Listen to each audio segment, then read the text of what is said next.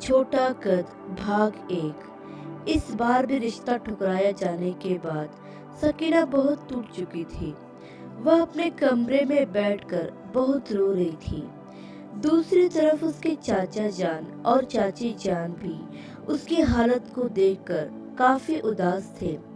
वह सकीना से बहुत प्यार करते थे, लेकिन सकीना की दोनों चचेरी बहनें जो जुड़वा थी, वह सकीना की हालत को देखकर मन ही मन में खुश हो रही थी, क्योंकि वे दोनों सकीना को बिल्कुल पसंद नहीं करती थी। थोड़ी देर बाद सकीना की चाची जान ने उसे आवाज लगाई, सकीना बेटा, सबके लिए चाय बना दो। क्योंकि चाची चाहती थी कि सकीना अपने कमरे से बाहर निकले और आज जो उसके साथ हुआ उसे भूलकर आगे बढ़ जाए। सकीना तुरंत अपने कमरे से बाहर आ गई। किसी तरह से अपने आंसुओं को रोककर मुंह धोकर रसोई घर में चली गई और रोज की तरह सबके लिए चाय बनाने लगी। सकीना बहुत ही सुंदर, सुशील और सुलझी हुई लड़की थी। अपने चाचा जान और चाची जान की आज्ञाकारी बेटी भी थी, इसलिए उसके चाचा और चाची उसे बहुत प्यार करते थे और अपनी बेटियों को उसके जैसा बनने की सलाह देते थे। और यही बात उसके चचेरी बहनों को अच्छी नहीं लगती थी, जिसके कारण वे सकीना से नफरत करते थे। सकीना बहुत होशियार थी। उसने अपना ग्रेजुएशन पूरा कर लिया था, लेकिन चाची की तबीयत खराब होने के कारण वह आगे नहीं पढ़ पाई और जल्द ही घर की जिम्मेदारी अपने कंधों पर ले ली। सकीना जब छोटी थी तभी एक दुर्घटना में उसके माता पिता की मृत्यु हो गई थी। सकीना ने सबको चाय दी, खुद भी चाय पी और फिर रात के खाने की तैयारी में लग गई।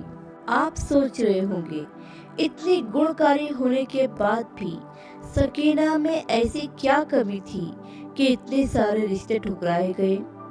कमी बहुत छोटी सी थी, लेकिन दुनिया वालों की नजर में बहुत बड़ी।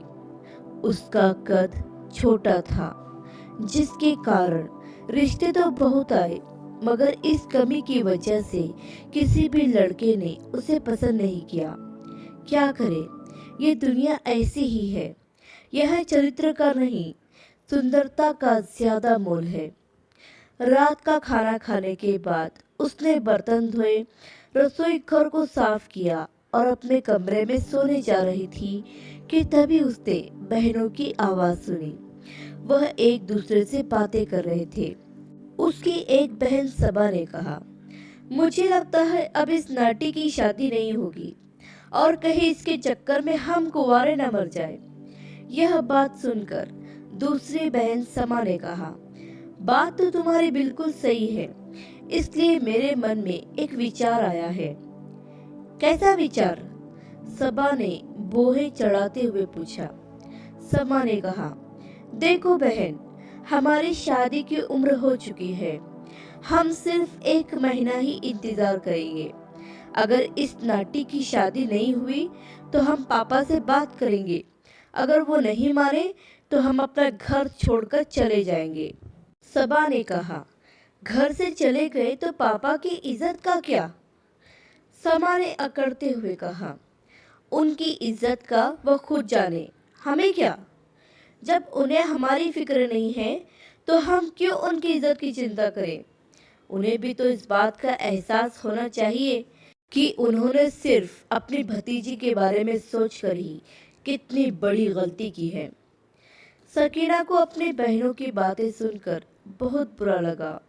वह दिल में सोचने लगी कि चाचा जान ने इनकी खुशी के लिए क्या कुछ नहीं किया।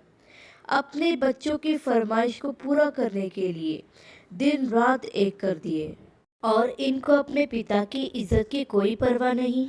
चाचा चाची ने इनके लिए क्या क्या ख्वाब सजाए होंगे। मैं उनके ख्वाबों को टूटने नहीं दूंगी। यह दोनों भले ही मुझसे नफरत करती हो, मुझे कितना भी बुरा भला कहे, लेकिन मैं इनको इस तरह चाचा जान की इज्जत उछालने नहीं। अपने चाचा जान की इज्जत बचाने के लिए सकीना क्या करेगी, यह देखेंगे अगले भाग में।